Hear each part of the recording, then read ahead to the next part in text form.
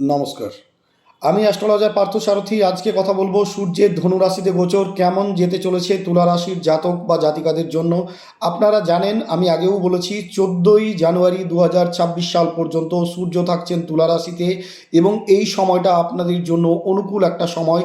অর্থনৈতিক শ্রীবৃদ্ধি ঘটবে, আপনাদের মানসিক চাপ থেকে আপনারা মুক্ত হবেন এবং যাদের সম্পর্কের জায়গায় অবনতি আসছিল তারা এই সময় নিজেদের সম্পর্কগুলো ঠিক করে নিতে পারবেন, পুরনো সম্পর্কে আপনারা আবার ফিরতে পারবেন এবং অর্থনৈতিক শ্রীবৃদ্ধির সাথে সাথে আপনারা কোনো কম্পিটিশনের জায়গাতে, যে কোনো প্রতিযোগিতামূলক কাজের জায়গাতে আপনারা কিন্তু উত্তীর্ণ হবেন। এই সময়টা আপনাদের জন্য অনুকূল একটা সময়। যারা নতুন কোনো কাজে ইনভেস্টমেন্ট করতে চাইছেন তাদের জন্য অনুকূল একটা সময় এবং কাজের জায়গায় পদোন্নতি হওয়ার মতন সম্ভাবনা আপনাদের বৃদ্ধি পেতে চলেছে।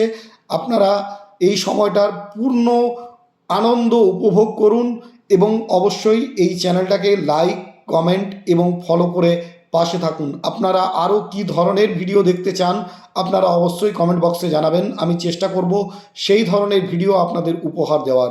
ভালো থাকুন, সুস্থ থাকুন। নমস্কার।